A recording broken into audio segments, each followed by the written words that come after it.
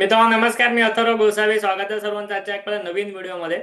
अ, मित्रांनो, मार्केट जे आहे ते या वॉर सारख्या सिच्युएशनमुळे पडत चाललेलं आहे. कंटिन्युअसली डेली पडत चाललेलं आहे. आपण जर संध्याकाळी बघितलं तर US मार्केट पडलेलं असतं. सकाळी बघितलं तर आपलं इंडियन मार्केट पण त्याच दिशेने सुरुवात होते. गॅप डाऊन ओपनिंग होते. रोज या गोष्टी चालू आहेत. आणि करंटली जर तुम्ही आजच्या दिवसाच्या क्लोजिंग नंतर जर बघितलं असेल तर निफ्टी जी आहे, ओके, निफ्टी जी आहे ती त्याच्या ऑल टाइम हाय पासून करंटली 2000 पॉइंट्स डाऊन आहे. ओके, ऑल टाइम हाय पासून करंटली 2000 पॉइंट्स ती खाली पडलेली आहे. आता इथे मी काही रेग्युलेशन्समुळे तुमच्यासमोर चार्ट दाखवू शकत नाही, चार्ट डिस्प्ले करू शकत नाही. बट जे काही शक्य होईल ते मी तुमच्यासमोर ते करण्याचा प्रयत्न नक्की करेन. सो आजच्या व्हिडिओमध्ये याच गोष्टीला कन्सिडर करून, याच मार्केट फॉलला डोक्यासमोर ठेवून, डोळ्यासमोर ठेवून आपण जे आहे ते असे काही शेअर्स बघून घेणार आहोत जे तुम्हाला 30 रुपयांपेक्षाही कमी किमतीमध्ये भेटतात.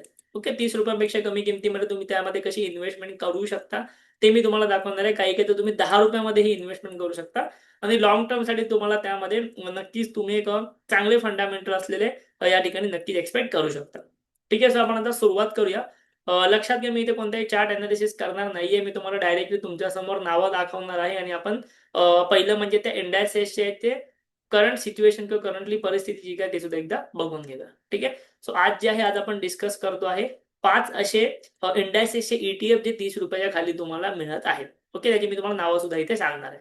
सो सगळ्यात पहिलं म्हणजे इथे मी तुम्हाला माझ्या धनच्या अकाउंटवरती घेऊन जातो. इथे आता माझा जो काय ऑप्शन बाईंग इथे मी अल्गोमध्ये थोड्या कॅपिटलने करत असतो. तर तुम्हाला इथे दिसत असेल पोझिशन्समध्ये.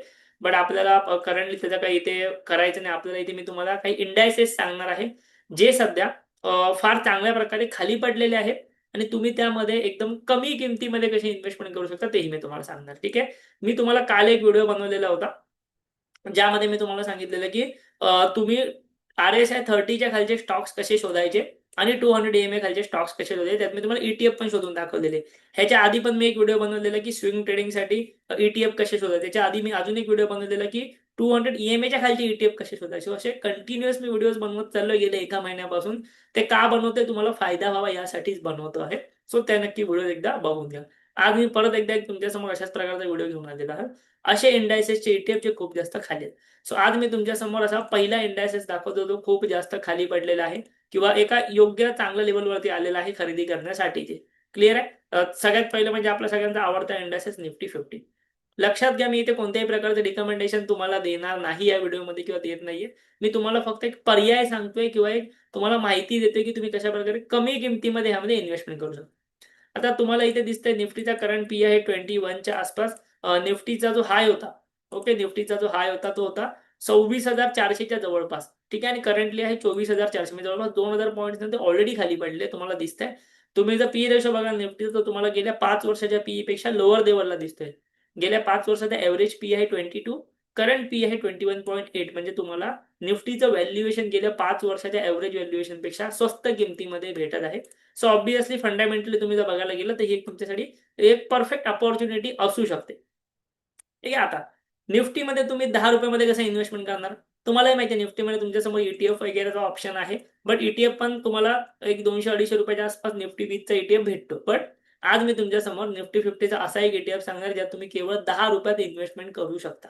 ओके, सो त्यासाठी इथे मी आता ऑलरेडी तो ETF तुमच्यासमोर इथे ओपन केलेला, त्या ETFचं नाव आहे एंजल वनचा निफ्टी 50 ETF. ओके, एंजल वनचा निफ्टी 50 ETF तुम्हाला भेटतो आहे फक्त 10 रुपयांमध्ये आणि फक्त 10 रुपयांमध्ये तुम्ही हा एंजल वनच्या ETFमध्ये निफ्टीच्या 50 कंपन्या बाय करू शकता. ओके, तुम्ही ₹10 इन्व्हेस्ट केला तर ऑब्व्हियसली ही इन्व्हेस्टमेंट निफ्टीमध्ये होते. निफ्टीमध्ये 50 कंपन्या असतात. सो केवळ 10 रुपयात 50 कंपन्यात तुम्ही टॉपच्या 50 कंपन्यात इन्व्हेस्टमेंट करू शकता. ठीक आहे. तुम्हाला जर ETFची होल्डिंग बघायची असेल, तर ETFची होल्डिंग म्हणजे काय, ऑब्व्हियसली जे इंडायसेसमध्ये तेच ETFमध्ये असणार. सो ETFची होल्डिंगमध्ये ज्या 50 कंपन्या निफ्टी 50 इंडेक्समध्ये आहेत, त्याच तुम्हाला या ठिकाणी दिसत आहेत आणि केवळ 10 रुपयांमध्ये तुम्ही 1 क्वांटिटी, 2 क्वांटिटी, तुम्हाला जेवढ्या हव्या तेवढ्या क्वांटिटी निफ्टी 50 या ETFच्या एंजल वनच्या निफ्टी 50 ETFच्या बाय करू शकता. जेणेकरून स्वस्तामध्ये तुम्हाला एक चांगली डायव्हर्सिफाय इन्व्हेस्टमेंटची अपॉर्च्युनिटी इथे मिळत आहे. त्याचा नक्की तुम्ही फायदा घेऊ शकता. क्लिअर आहे? सेकंड इन्व्हेस्टमेंट, सेकंड प्रकार तो म्हणजे काय, किंवा सेकंड ऑप्शन म्हणजे काय, जे आहे तो म्हणजे निफ्टीचा प्रायव्हेट बँक इंडेक्स. ओके, निफ्टीचा प्रायव्हेट बँक इंडेक्स किंवा प्रायव्हेट बँक ETF आपण म्हणू. प्रायव्हेट बँक इंडेक्सचा सगळ्या पी चालू आहे 20 च्या आसपास. ओके, 20 च्या आसपास पी चालू आहे. तुम्ही जर बघाल तर 5 वर्षाचा एव्हरेज पी जो आहे तो ह्या इंडायसेसचा होता जवळपास 17 च्या आसपास. करंटली ह्याचा पी चालू आहे 20. सो थोडासा हायर लेवलवरती तुम्हाला भेटतोय, पण तुम्हाला स्वस्तामध्ये हा ETF सुद्धा नक्कीच खरेदी करायला भेटेल. त्यासाठी आपण परत एकदा आपल्या धनच्या अकाउंटवरती गेलो. तुम्हाला जर धनचं अकाउंट ओपन करायचं असेल तर व्हिडिओच्या डिस्क्रिप्शनमध्ये ह्या अकाउंटची लिंक मी दिली आहे. तिकडे तुम्ही अकाउंट ओपन करून सर्व अनालिसिस अगदी सोप्या पद्धतीने करू शकता. ठीक आहे. सो मी ते निफ्टी प्रायव्हेट बँक हा इंडेक्स टाईप करतो, जेणेकरून मला तो ETF सुद्धा भेटेल. ओके, इथे बघा निफ्टी प्रायव्हेट बँक वरती मी आलो.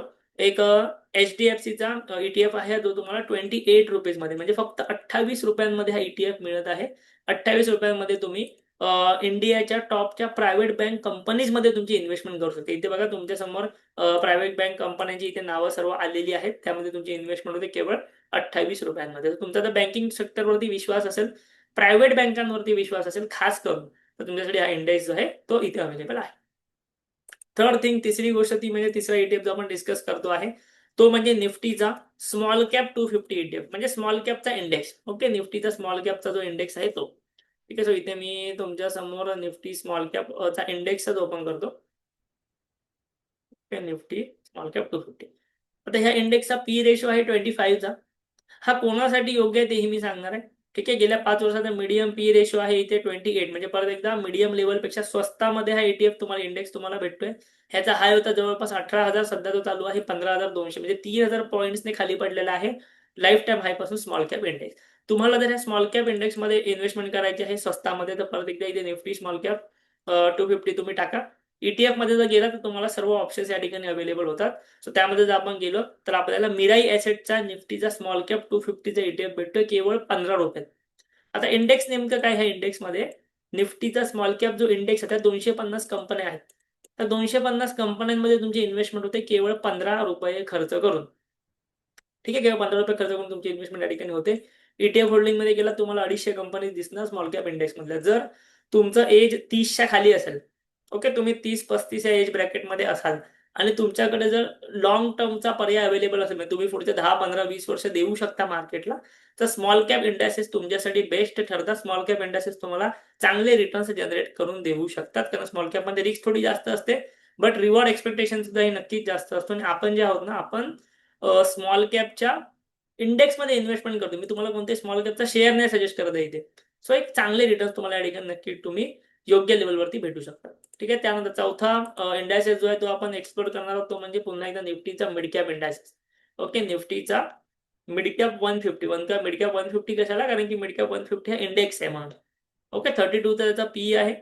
गेल्या 5 वर्षाचा एव्हरेज पी जर परत एकदा बघितलं 31च्या आसपास आहे, म्हणजे जवळपास मीडियम लेवललाच तुम्हाला इंडायसेस भेटतो आहे. तुम्हाला जर निफ्टीच्या मिड कॅप ह्या ओव्हरऑल इंडायसेसचा ETF बघायचा असेल, इथे मी निफ्टी मिड कॅप 150 टाकतो.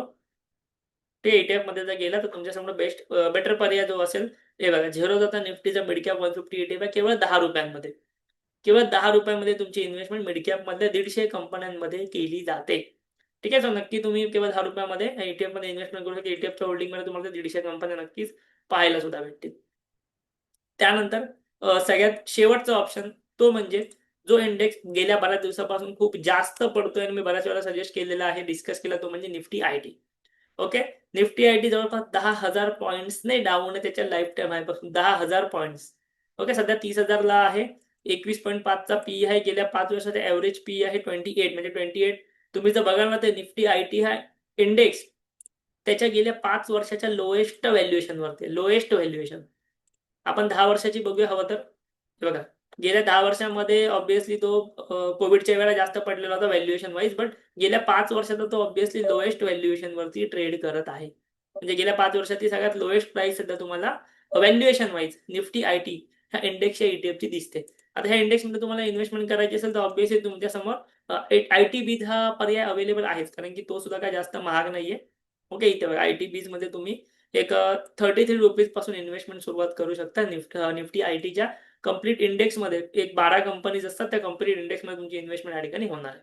ठीक आहे. सो आजच्या व्हिडिओमध्ये आपण तुम्हाला असे काही ETFचे पर्याय दिले, असे काही इन्व्हेस्टमेंटचे पर्याय दिले, जे तुम्ही 30 रुपयांपेक्षा कमी किमतीमध्ये खरेदी करू शकता. केवळ 30 रुपयांमध्ये तुमचा डायव्हर्सिफाईड पोर्टफोलिओ इथे बनू शकतो. म्हणजे अशा पडत्या मार्केटमध्ये इंडिव्हिज्युअल शेअर्सच्या मागे जाण्यापेक्षा तुम्ही जर ओव्हरऑल ETFच्या मागे गेलात, ETF जर घेतलं, तर तुम्हाला चांगले रिटर्न्स आणि सेफ्टी, मेन म्हणजे सेफ्टी, रिटर्न्सपेक्षा मेन आहे सेफ्टी तुम्ही एक्सपेक्ट करू शकता. अजून जर मार्केट समजा 5-10% पडलं, वॉरमुळे अजून जर मार्केट 10% पडलं असं आपण कन्सिडर करू, तर तुम्हाला स्टॉक्स जे आहेत ना ते 10% पेक्षाही जास्त पडताना दिसतील. बट ETF किंवा इंडेक्सेस तुम्हाला एक ॲटलीस्ट डोक्यामध्ये सेफ्टी ठेवतील, की बाबा मी ओव्हरऑल मार्केटमध्ये इन्व्हेस्ट केलेला आहे. सो मार्केट आज ना उद्या मला रिटर्न्स देणार आहेच. सो त्यामुळे अशा काळामध्ये तुम्ही ETFचा पर्याय निवडू शकता. म्हणून मी तुमच्यासमोर आज फक्त आणि फक्त ETFच डिस्कस केले, जे की तुम्हाला अगदी स्वस्तामध्ये भेटत आहेत. ठीक आहे मित्रांनो, तुम्हाला अशाच प्रकारचे व्हिडिओ हवे असेल नक्की व्हिडिओ लाईक करा, कमेंट करा. आम्हाला कमेंट करून नक्की सांगा. चॅनलला जरूर सबस्क्राईब करा. थँक धन्यवाद.